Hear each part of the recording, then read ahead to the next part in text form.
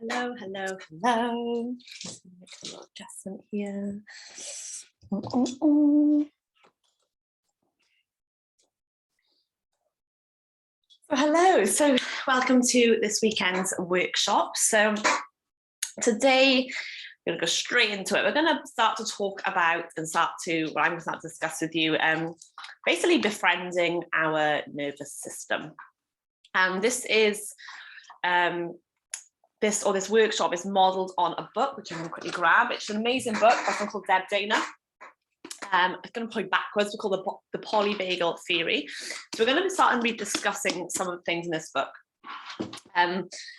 So let's just start off by obviously querying what is polyvagal theory. And we're going to be talking about the vagus nerve, okay, which is very, very, very important. And we're going to talk about how to harness the vagal nerve through breath work. A lot of you have attended my classes or been in one-to-ones. Sorry, I have my dog out here. I talk a lot about the breath being a switch, how it can literally switch you from being in a dysregulated state to being in a regulated state. So we're going to talk about and start to put together a ladder of things that we can do to get us into a more regulated state, but also how to stay there. And we're going to also talk about how, as humans, we kind of co-regulate. So we regulate ourselves a lot of the time, especially when we're young, of others. So we use them to help us get back to calm, and how also we can do that as an adult to help us get back to calm as well. So essentially talking about how we can shift our nervous system state to increase feelings of safety, of connection, and of love. So today's session goes back a lot to my own story. I like to always give my kind of point of view and relate it to a real life thing that's maybe happened to myself. And the practices that we do learn today are so effective. And I know this because we all have an immune system, a nervous system, and an immune system, but we all have a nervous system. So we can all do this work and get to understand our own nervous system, our bodies, and our minds. So this has worked for me. It's these practices that, okay, so they work for me. I should say they work for me. They don't just do them a few times, then suddenly your nervous system is how it should be. It's practices to help you when you get dysregulated, when you get activated. You can think of dysregulation as when you're triggered, when you're really angry or upset, when you're in fight or flight mode, or maybe going deeper when you feel totally disconnected, when you feel shut down, when you feel like immobilized, that you just can't move, you like freeze and you just don't know what to do. So we go through those stages with our nervous system, sometimes every day, and we kind of move up and down the scale. So that's what I'm talking about when I say dysregulated. When you're not kind of at your best, you're not feeling safe in your body, you're not feeling connected to others, you're not feeling social. That's regulated state, and then the dysregulated state is the opposite, as we just spoke about. And I love teaching this because it helps me, as in it has helped me, it still does help me, and I know it's going to help you as well. So polyvagal theory. So many therapists, counselors, even yoga teachers like myself use this theory.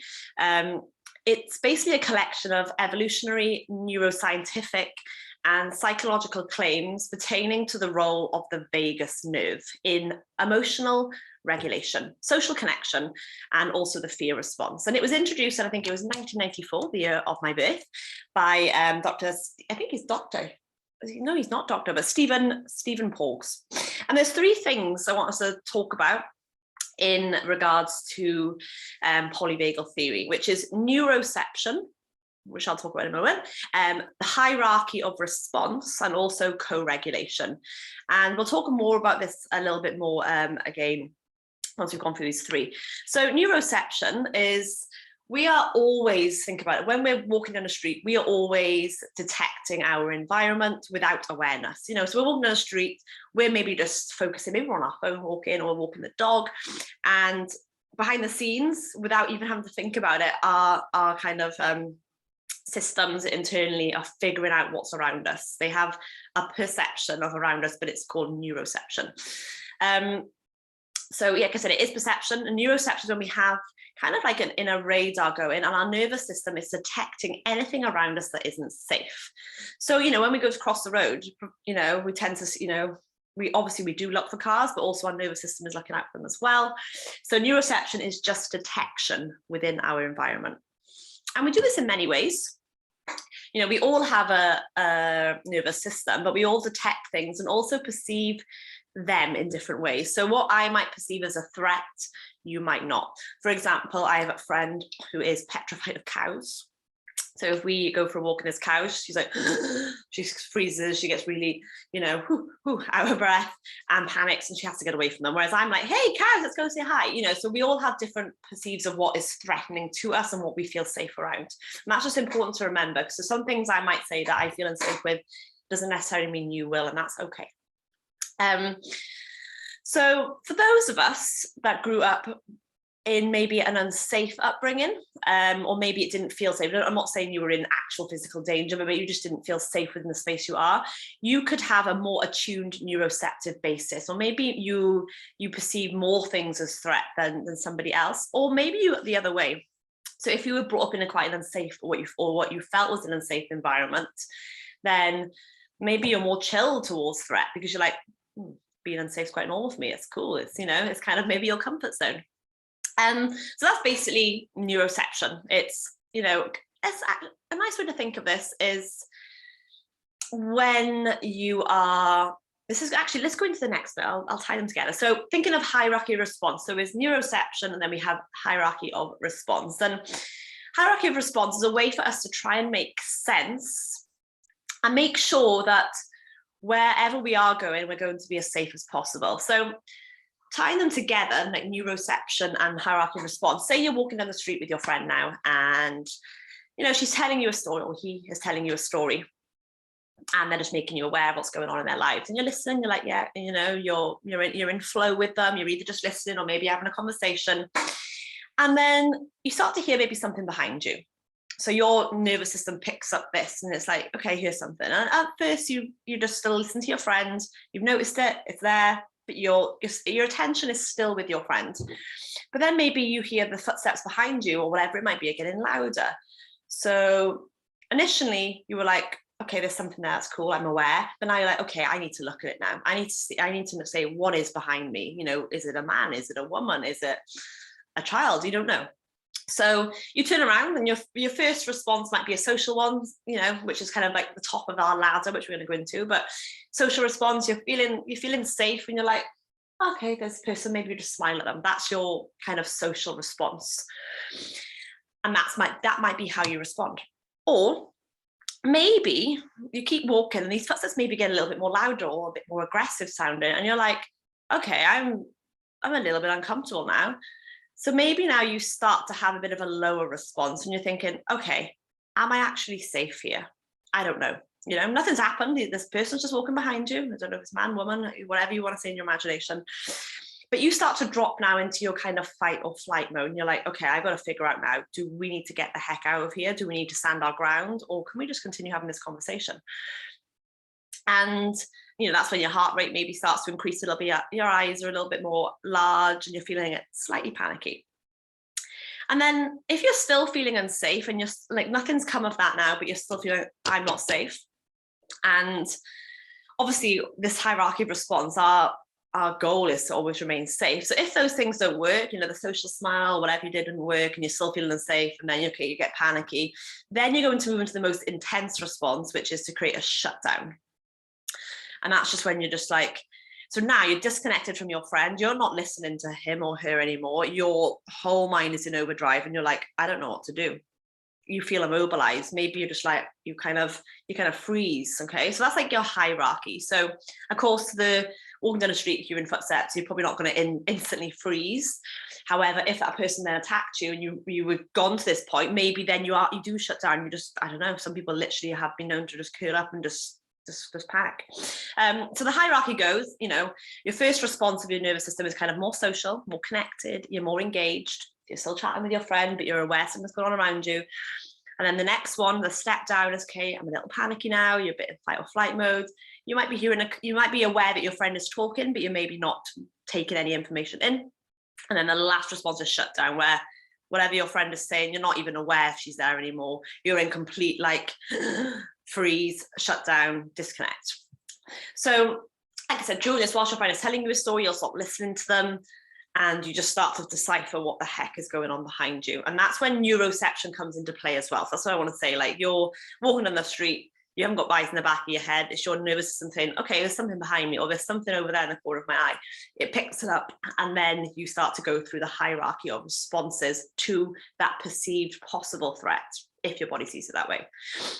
The third part of the polyvagal theory is co-regulation, which is a biological imperative. Okay, this is what happens when we tune into our nervous system with somebody else's. So to feel calm. So basically, better way to describe that is, think of it as when you are a child and you're not feeling 100%. You're not as in unwell 100%. As in yourself. You're not maybe feeling safe.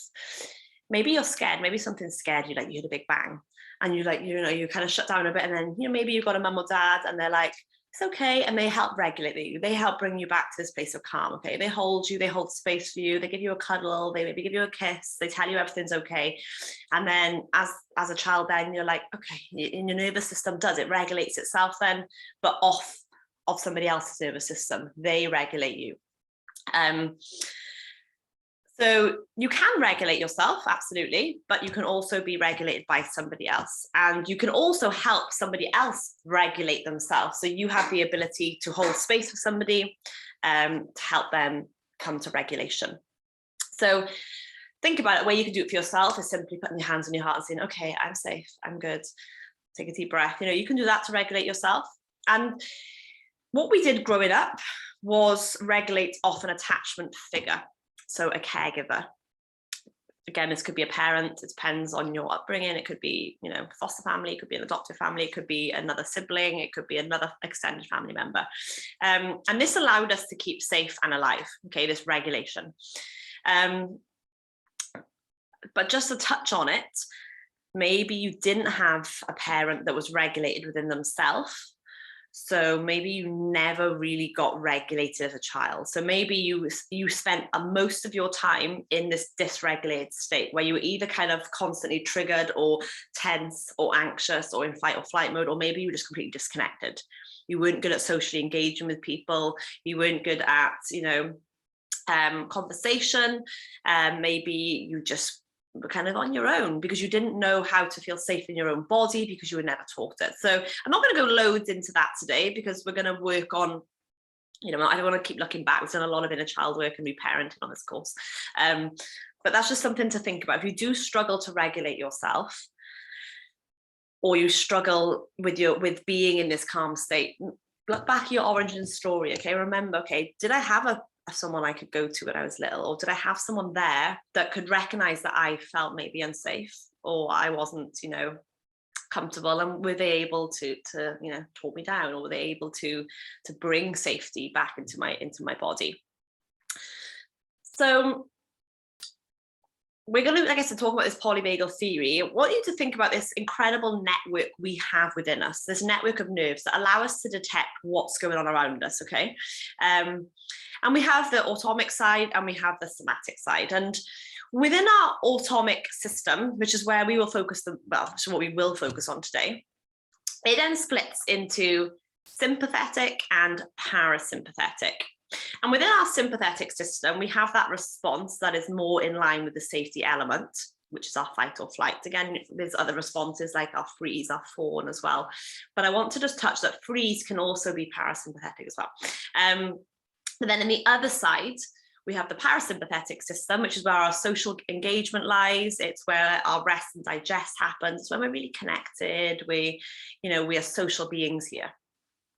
So when we are more elevated towards this side, the calm side, it allows us to be more engaged with our environment. It gives us the ability to learn better, to connect, and it's an incredible space for us to be in. It's a really, really good space for us to be in.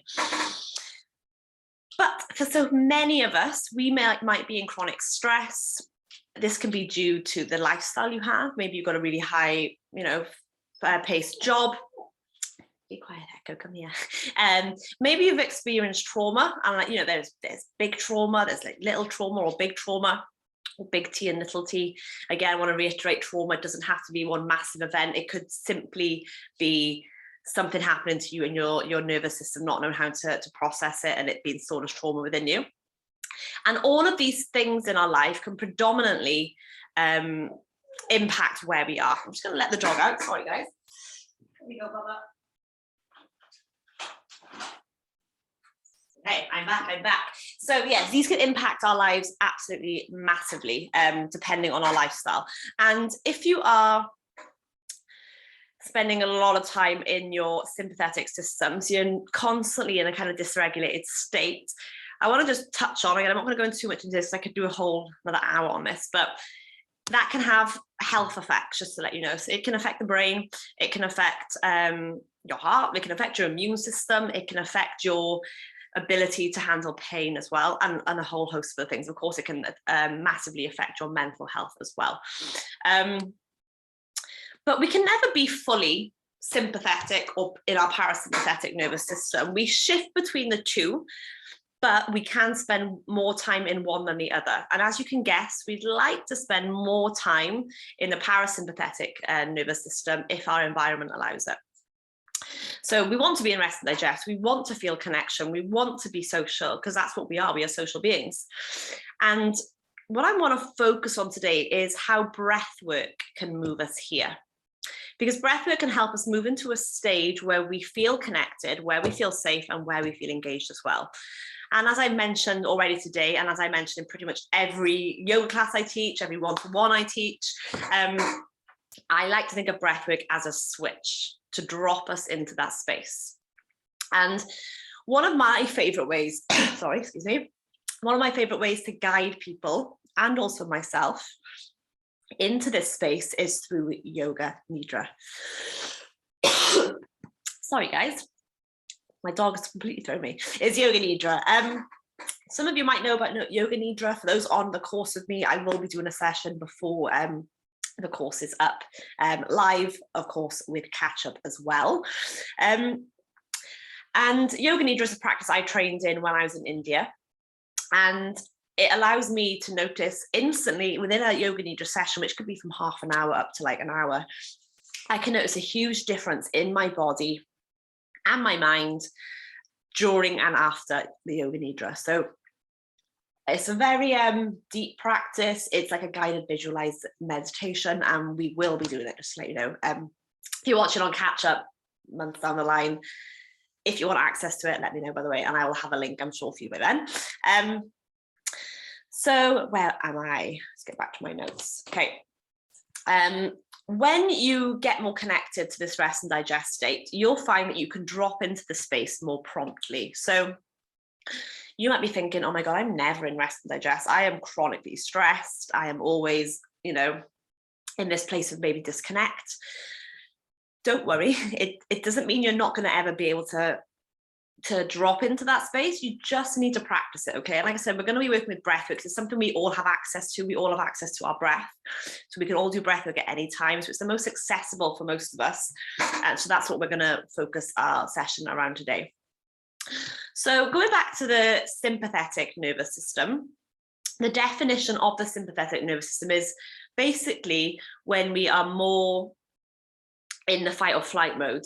And that's the best way to think of it. So if you're struggling to remember, sympathetic is fight or flight, parasympathetic is rest and digest. So you haven't got to think about connection and all those other words, but just think about fight or flight, rest and digest, those two systems. And we all know the physical sensations of that, okay? So if you think about when you're in the sympathetic system, when you're in fight or flight, you've got, the symptoms, maybe clammy hands, your heart rate elevates, you're breathing a little bit more shallow and maybe more erratic. And what I want to just, again, touch on, I don't want to go too much into this, is sometimes you could be, I'll give you an example. There's been times where I've been training, okay, quite intense training. Maybe I'm in a class or maybe I'm running, and you have the symptoms of being in fight or flight, your heart rate's up, everything's going. And if you are someone that struggles with panic attacks or deep anxiety attacks or anything like that, just be aware that sometimes when you get these symptoms, even though you're not in your fight or flight mode, it can start to trigger something, okay? So I just want you to be aware of that. Not saying don't exercise, But remind yourself, if you do start to feel a little bit when your heart rate raises, try and talk yourself down. Be like, it's okay, I'm just running. Nothing, I'm safe. You know, remind yourself that you're safe. What I want to talk about is, I was rushing around a few months ago. I had a client come in and I got back to the house late. She was coming for a massage and I was like running around the house, just making sure the room was ready, but I had bits to put away and I was just, rushing around. And my heart was elevated. So I was kind of bringing myself into this fight or flight mode because I wasn't grounded. I wasn't at peace. But I was managing, I was managing to get through. And then I rolled my ankle. So all the years I hurt my ankle recently, this was then.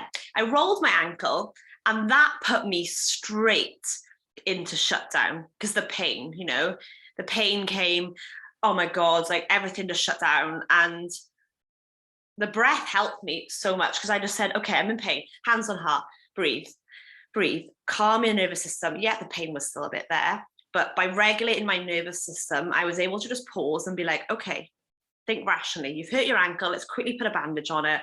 Let's, shut the door and just get ready for the client. So I want you to remember that. So if you, again, not just really injure yourself, but if you're finding your heart racing, but you are actually in a safe environment, but your nervous system is maybe overreactive and it's a bit panicky, remind yourself that you are safe. And like I said, maybe place your hands on your heart just to connect with yourself, to ground yourself back to the present moment. So let's move on to that. I've got, again, a bit off piece there. So coming back to neuroception or detection without awareness, as I like to refer it to as, we can think of that also as like our primal brain or this ancient brain.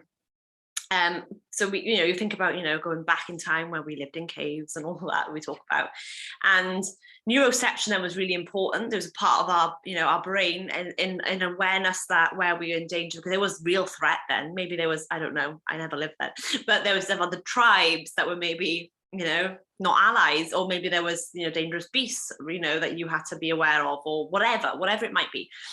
And sometimes with this primal brain that we have, with this neuroception, it can throw us off. Again, something I'm just touching on today. So for example, you could be in a relationship right now, which is a lot safer than any relationships you've been in before, as in they hold space for you, they have your best intentions at heart, they're good people. Not saying your exes or past relationships weren't good, but maybe they weren't able to hold space for you, so you didn't feel safe within that relationship. I'm not talking about physical safety, although that could be apparent for you. I'm on more about emotional safety, but regardless, maybe you didn't feel safe before and now you do.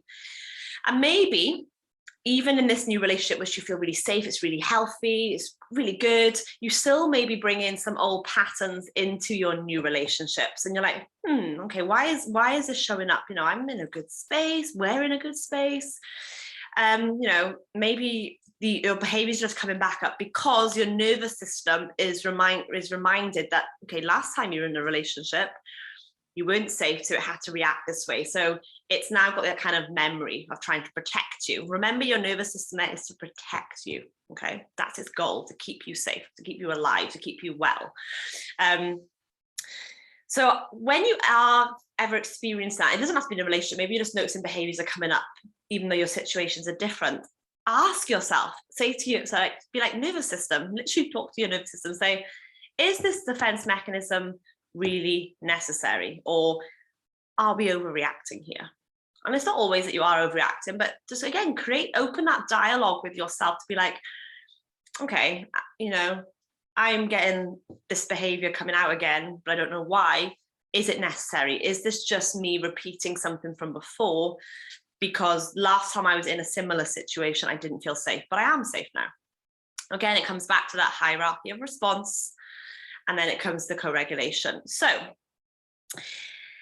what I touched on earlier, health consequences with fight or flight, I'm just going to reiterate them. So if we're living chronically in fight or flight and we're not, switching off that switch and dropping into our parasympathetic nervous system, we have higher stress levels. Long term, it can affect brain health, as I mentioned. It can give you stomach issues, lower immune system. It can lower your pain tolerance. And in regards to stomach issues, you've probably heard that your gut is your second brain. And It is, it really is. And it's important to understand when we talk about the vagus nerve, we're talking about this like 10th cranial nerve, okay, which is, somewhere back here, which activates and sends messages to the muscles in the face, in the neck, and in the head. But it also goes to all of our organs. It's like such a superior nerve, okay? It goes to all of our organs. So it's really important that when we're thinking about like vagal tone and this vagus nerve, we're looking at I don't want to say decompressing, that's the wrong word, but we're trying to look at finding that tone, trying to find it where we're in this a state of calm by, like I said, using the breath to relax these areas. And it's that, like I said, it's that vagal tone that helps us get into that rest and digest state. So there's an activity I've done with you already, yesterday, I think it was, and we're going to go through it again. So I am going to try and share my screen, if my will allow. So 2 seconds. Share screen. Desktop. And now I'm going to get up this. So for those that are on Instagram, I'm going to quickly flip my screen for you, and I'm going to show you this very briefly. So for those that are on Zoom watching this on catch up, you're going to be looking at this. I want you to have a quick look and maybe start to write it down. For those at home, we have this ladder. We have three kind of sections of the ladder. The top, you can call it the ventral vagal place, where you are safe, where you are social beings. It's where you feel connected. Then down the ladder, we have the sympathetic system, kind of when we're in that fight or flight mode, where we're mobilized, where we're feeling maybe triggered, maybe on high alert. And then you go down again, and this is the bottom, where you're feeling immobilized, where you're feeling disconnected, collapsed. That's when you're in your dorsal vagal space, okay? And then we've got things I can do on my own, things I can do with others. So I want you to write them two down in 2 columns. And then you've got, in regards to the top of your ladder, what helps me stay here? Then as you move down, what moves me out of here? And then as you go down, what moves me out of here? Again, and I'm going to talk about that. So for those that are on Zoom on catch up, I'm going to leave it on my screen. So again, as you're writing this down, you haven't got to put the ventral vagal, by the way. You haven't got to put exactly. You might have your own words for it. So for me, when I come to that top bit, I think about being safe, connected, and social. Those are the 3 words that kind of, it could be 1 word, 3 words for me. The middle bit, I think of it as being mobilized, fight or flight mode, and triggered is a good word for me to resonate with. And then the bottom for me, what resonates is being shut down, immobilized, and disconnected. And immobilized when you're kind of feeling like stuck, like you can't move, whether that's physical movement or whether it's in a mindset and you're kind of immobilized in this one space. And this is going to be a little exercise you can do. Again, you might have already completed it, but maybe redo it, maybe have a look at it if you've already got this done. But we're going to start at the bottom. Okay, we're going to start at what moves me out of here from that disconnected place, that immobilized place. So for those, I'm going to stop sharing my screen at home now. So I want you to have a think about on your own, but when you think of that space, what can help you get out of there? What can you do for yourself to get you out of there? And what I want to really reiterate here is when we're in this really disconnected, shut down state, we don't have a lot of energy to do much. We haven't got the energy to go do a big yoga flow or a really deep meditation because we're so disconnected from the world, but also from ourselves. We're just shut down. So what I want to reiterate here is keeping it simple. So for me, when I'm in this really shut down space, disconnected, I'm going to demonstrate it as I would literally do it. I would put my hands on my heart, maybe on my belly, however I feel. Close my eyes. Make sure I'm in a safe environment, of course, somewhere I feel safe to just be. And I will breathe.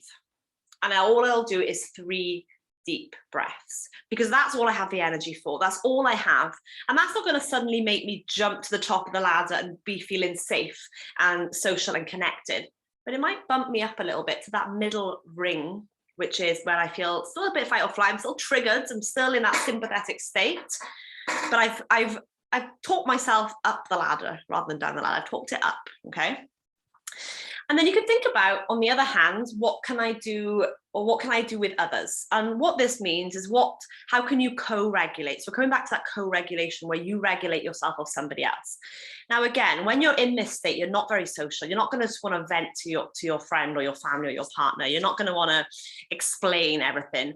You might just contact or speak to your partner saying, look, I'm not feeling great. I don't want to talk about it. Can you just hug me? Can you just sit with me and watch a film? I need someone with me to make me feel safe. So you might not have to talk. And when I've talked about this before with other people, a common question I get is, okay, well, what if they say no? What if they say, no, I don't want to sit with you? And when you're in that shutdown state, it can be really disheartening, but you also got to remember, which we're going to talk about next week, is boundaries are in place. And maybe they're not in a regulated state themselves. So it's important to know, to not take it personally. If someone says, like, I can't do that for you right now, maybe they can offer something else or not. And it's hard not to take it personally. So if you are feeling that, that's why we've got the things you can do on your own. They're not always enough. Sometimes you do need somebody else there, but hopefully the things you can do on your own is enough to get you to a place where you feel a little bit calmer. So other things you can think about when you're in that space is, for me, it's telling myself I'm okay as well. And it's also a body position change. So when you're shut down, we kind of like, we're like this, we kind of, our head's a bit droopy. Our posture says a lot. I take a power posture. It's simple. I sometimes just go, okay, get upright. Instantly, I feel more energized right now. You know, from here, I'm just like slumpy. It's kind of like, oh, I could just have a little nap here. I change my position. That really helps to get me out of that shutdown state. Because when we shut down, our body shuts down too. So I wake it up, I get energy flowing. Again, just a reminder, this can be anything. It doesn't have to be what I'm sharing with you. It's something that's easily accessible. So like 3 deep breaths.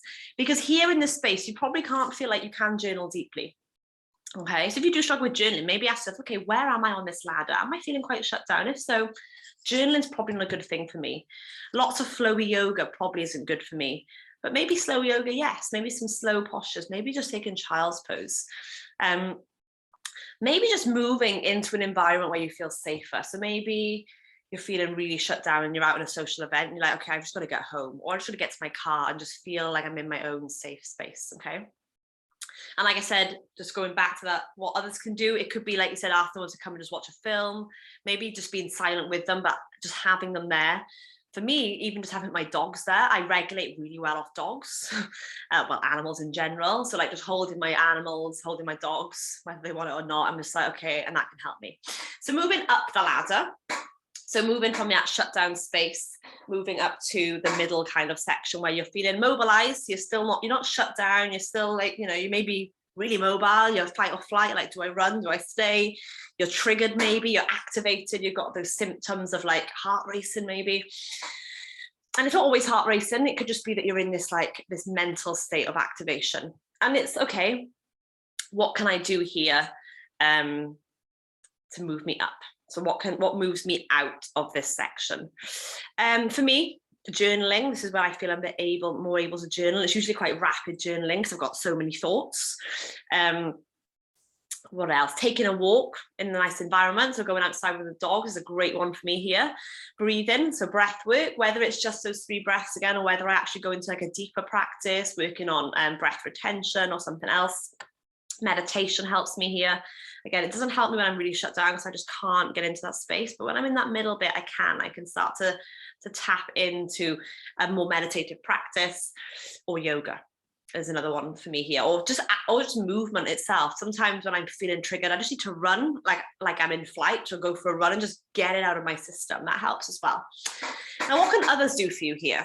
So something I like here is having someone to hold space for me. And that's usually me being like, to my partner saying, Sam, like, I need to just get something to my chest. Is that okay? And providing he's in that space to receive, I'll just vent to him, not having a go at him, just letting him know my thoughts, just to get them out into the world. I'm not looking for advice. I'm not looking for opinions. I'm just like, can you listen? It's called active listening. So that's something I like. And also being with somebody else to feel safe really helps as well. So those things you can ask for others. And again, you might have your own here. You might have, I don't know, a friend that will come and have a crazy dance party with you, which I've done many times. I have, again, a friend of mine, whenever we just need to let off some steam, we're not feeling totally grounded, we will put our party playlist on and we will dance around the living room like idiots, and it's great. And that brings us out of that place, and it brings us this connection to this social side, and it's a really great feeling.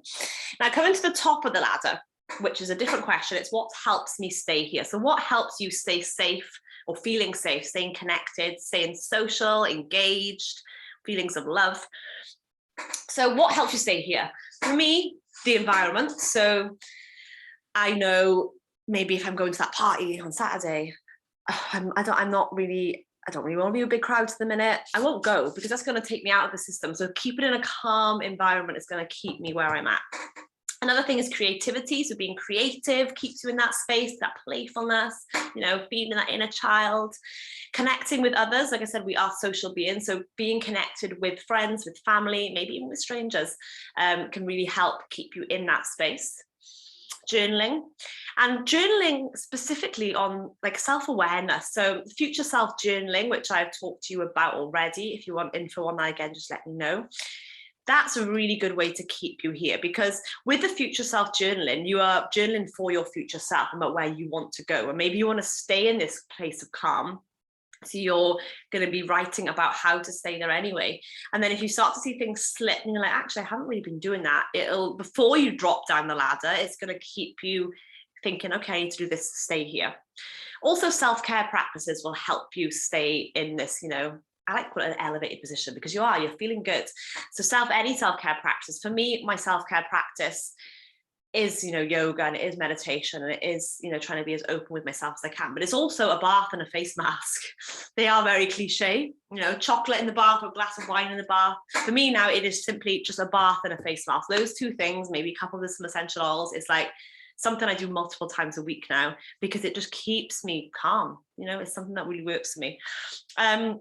Another really important thing to mention with keeping you here is boundaries. Again, we're going to talk about, when I say touching it, we're going to go into this next week. Boundaries are so important. I'm very open to you. As I've told you, I struggle with boundaries still. I teach people, and I know exactly how to apply it, but applying it is difficult. Okay, and it's something that I've improved on massively in my own life, but I'm still no expert at maintaining them for myself. So respecting your boundaries, but also respecting others' boundaries will keep you here. And potentially saying no when needed. Okay, that's my problem. I don't say no enough. So saying no when needed to protect your energy, to keep you here. Now, what can others do to keep you here? So going straight off that is obviously making sure others do respect your boundaries is really important. So if they're breaking boundaries, they've got to be a consequence. You've got to make sure you know your boundaries in your head before you start telling them to other people. For example, I could have a friend, and maybe she's having a really tough time, and she just, every other night, she shows up at my house at midnight, wakes me up and comes in crying. And at first 1 or 2 times, I'm like, oh my God, come in, I'm here for you. And maybe we're up for 4 hours, and then I'm knackered for the day after work. But once or twice, I can deal with it. But then it happens a third time, and I'm thinking, okay, this is not okay. I can't do another day in work when I'm absolutely exhausted because my friend has just shown up. I want to be there for her, but I need to set a boundary here. So the boundary would be like, look, I know you're upset. If you want to talk, come over about 8 o'clock in the night. We'll have a few hours chat. You can stay over if you want, and we'll have a talk in the morning. But you can't wake me up in the night. You've got to set that boundary. I know it might sound cruel, your friend's in despair, but you've got to protect your own energy as well. Otherwise, you're going to drop down that ladder to the point where you are now shut down, like maybe she is or he is, and then you're both worse off, okay? Because you now can't hold space for him or her. They can't hold space for you, and there's maybe resentment building. So boundaries, really, really, really important. So making sure people respect your boundaries as well. Another thing that keeps you here is your relationships with others. Of course, as long as they're healthy relationships, that's going to keep you in this safe space. You're going to feel safe around people. If you're not feeling safe in a relationship, you're going to be dysregulated. Okay. And also having an accountability partner. So sometimes if you know that you struggle to stay in this like rest and digest state, in this social side and this connected side, maybe having someone that you can talk to. This could be a friend that you just check in with. It could be someone like me checking in with you as and when you need me to. It could be a therapist. It could be anything. It could just be a mirror work and checking in with yourself, but making sure you're accountable. So again, you can pause this and you can go into this more and start to think about ways. You can even Google, okay, what's ways that I can regulate my nervous system? See if anything jumps out, see if something really resonates with you. So you have literally, you're like, okay, I've got my little list here. Okay, I've had a really crap day. You know, I'm feeling really triggered. So you're in the middle of the ladder and you're like, what can I do? Because maybe in the moment you're like, I don't know what I want. You'd be like, okay, let's try and put it on my favorite playlist, see if that lifts me up. Okay, that's not work. Let's try this. Okay, let's try that. And sometimes you can't be asked, but you've got it there if you can. And like I said, if you are dropping to the bottom of that, you are shut down, make sure, I want to reiterate this, make sure they're an easy, accessible thing to do. Because when you're shut down, your energy levels up, you know, you're not raring to go. You probably just want a nap. And maybe that is part of your way there. Take a nap first and then see what kind of exercise you can attack to take you out of that space. And we're always, of course, trying to move up the ladder. We're trying to get to that place of rest and digest.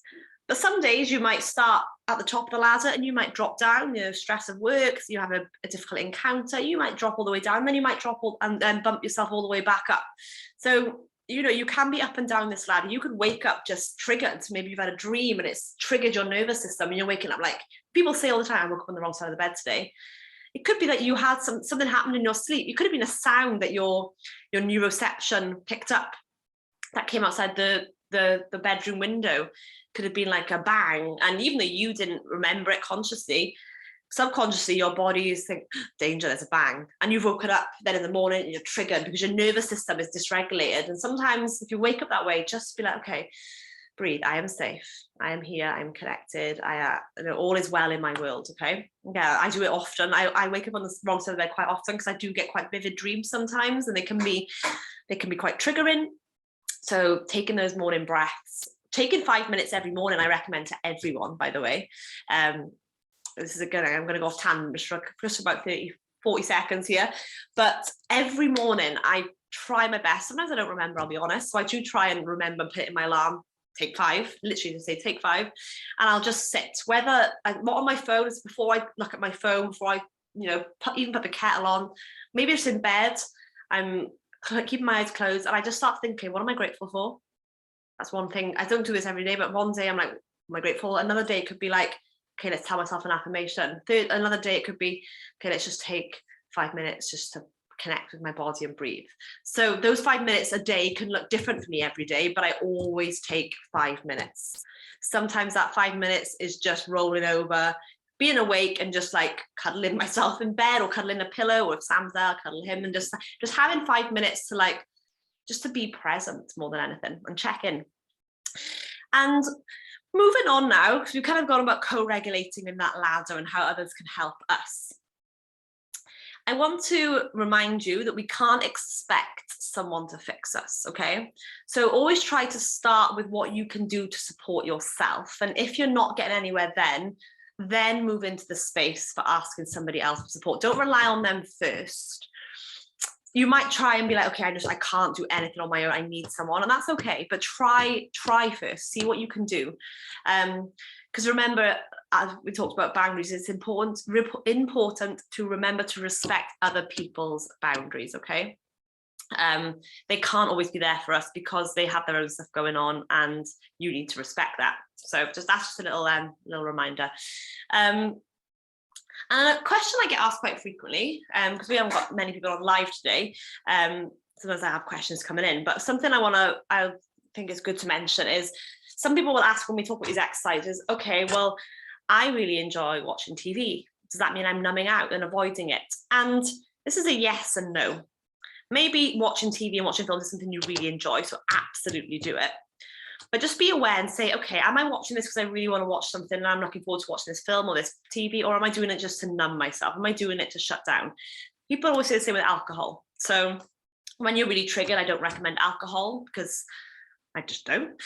But we do that. Stressful day work, I've done it. We're like, oh, let's have a glass of wine. And now I just check it. I'm like, okay, am I having a glass of wine because I really want that glass of wine because I like wine and I want some? Or am I doing it just to start to you know, make me feel a little bit more elevated, you know? So ask yourself, why am I doing this as well? So if you're not sure, if you're like, I don't know if I'm just doing this to numb out, and even though you know maybe you do want to numb out, again, there's no shame associated with that. If you want to numb out, That's fine. Just make sure you do return back to yourself afterwards. Just take a moment then to come back, because if we're forever numbing ourselves out, we're not going to move forward, and we're always going to find ourselves in that space. And it's not a very happy or connected or engaged place to be in.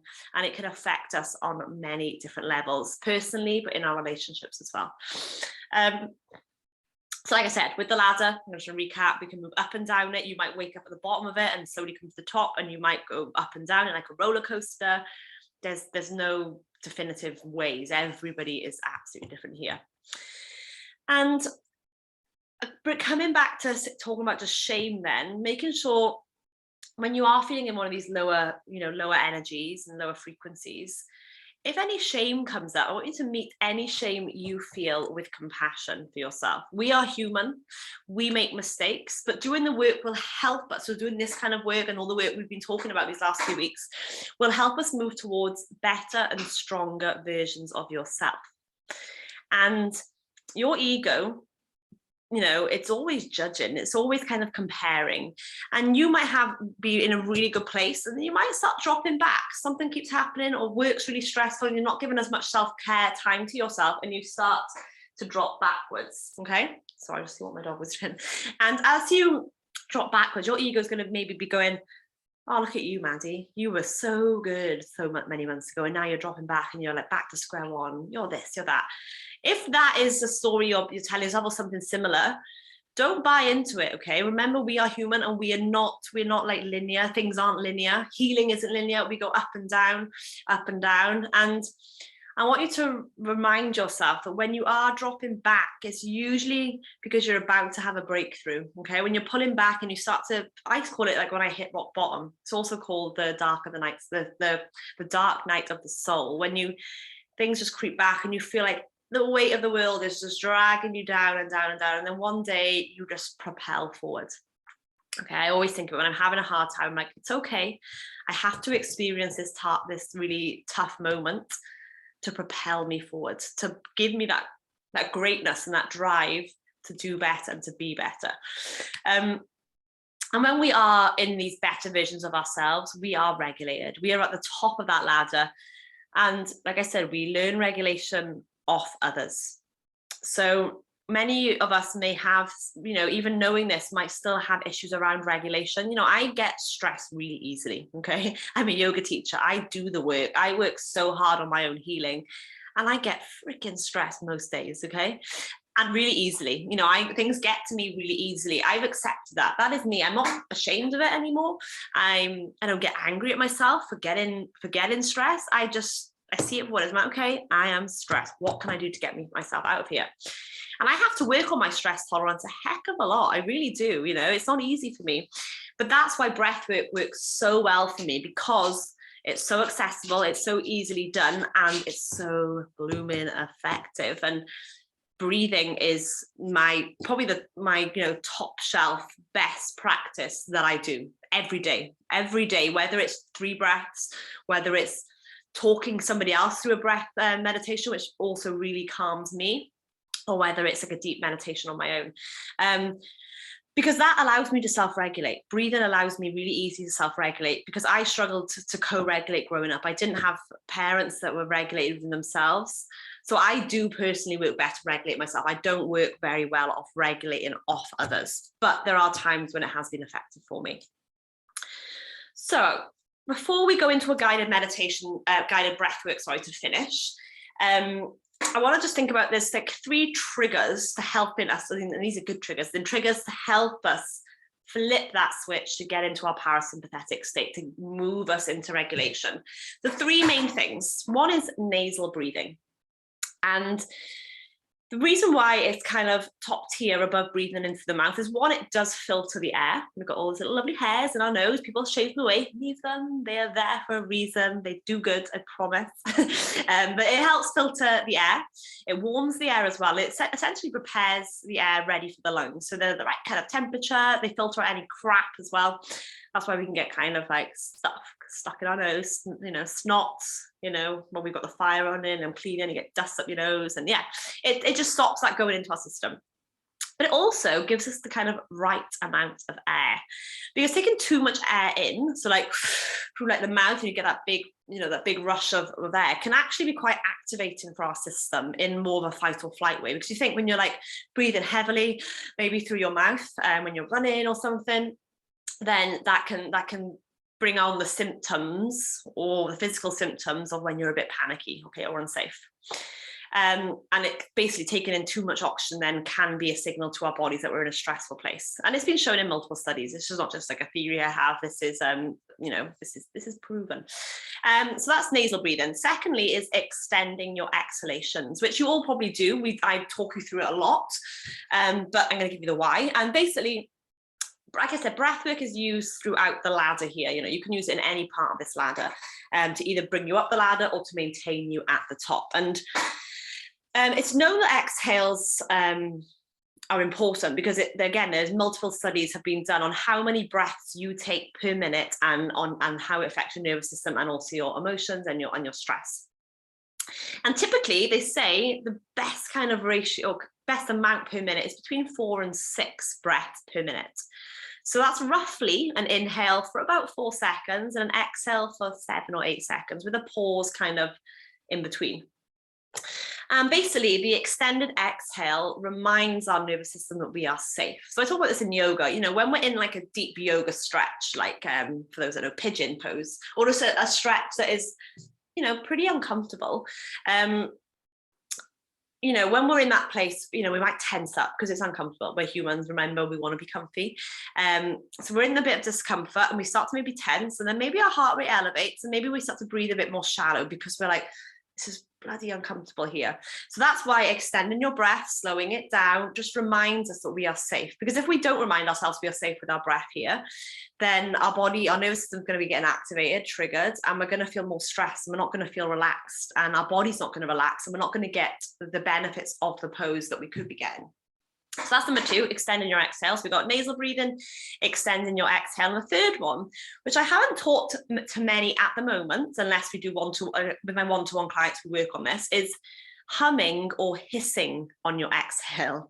And you're going to think you're a bit bonkers doing this. And I know it does sound strange, but this is something I do often. It actually allows us to connect with our vagus nerve. It's very stimulating for our vagus nerve. So basically it's big inhale and then hissing, like, or some go and they literally hum, and it brings this like nice frequency. If anybody knows a lot about the Om symbol is on my arm, and it's this, again, I could do an hour probably talking about that, to be honest. But Om is like I'll demo.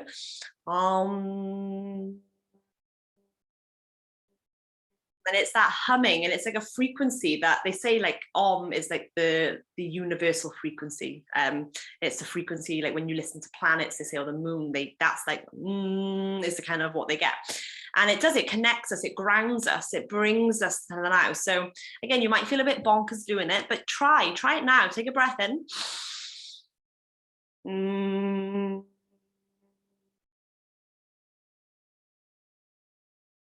And just let the rest of the breath go. And it's again, people around you might be thinking, what, maybe don't do it in a public space, you might get some some judgmental eyes, but it's something that you can practice. And again, it's a really nice way to trigger that drop into the parasympathetic nervous system.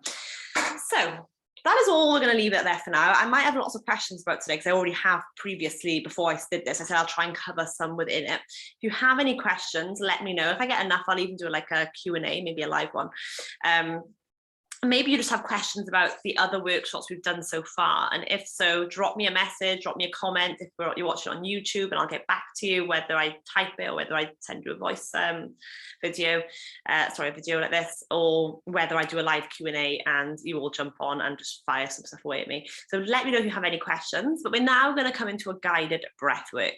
It's not going to be too long, just for a few minutes, and it's nothing too intense. It's just going to be some deep breathing, aiming for that kind of ratio of between 4 and 6 breaths per minute.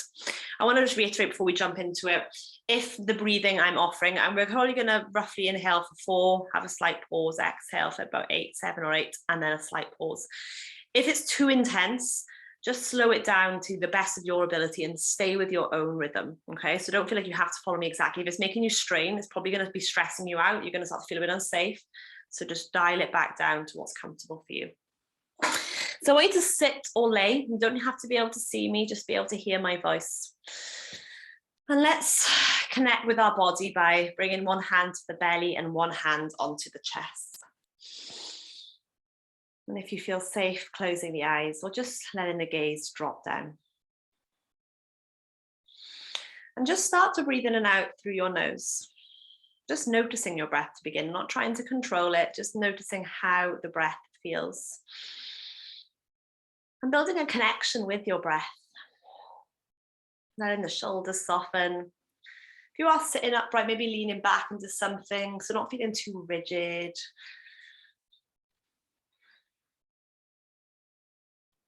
And then take your next inhale and pause at the peak of the inhale. And then just open the mouth and let it go. And then pause. Now, when you're ready, let's begin to inhale for 4, 2, 3, 4, and pause. Exhale for 2, 3, 4, 5, 6, 7, 8, slight pause. Inhale for 4, 2, 3, 4, and pause. Exhale, 2, 3, 4, 5, 6, 7, 8, and pause. Inhale, 4, 2, 3, 4, pause. Exhale, 2, 3, 4, 5, 6, 7, 8, slight pause. Inhale, 2, 3, 4, pause. Exhale, 2, 3, 4, 5, 6, 7, 8, and pause. Inhale, 2, 3, 4, pause. Exhale, 2, 3, 4, 5, 6, 7, 8, and pause. And just let your breath return to its natural rhythm.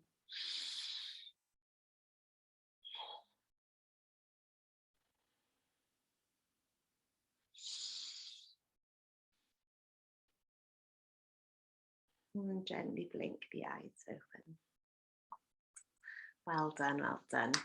So if you do need any guided breath work or meditations, I have a couple on my YouTube. If you want any more, just request them. Again, I'm always happy to film them and upload them for you. If you have, like I said, any questions other than on the breath, please fire them away. I'm here to help and here to guide you. So let me know with whatever you need. But I hope you all have the most awesome day and I'll see you soon. Thanks, guys.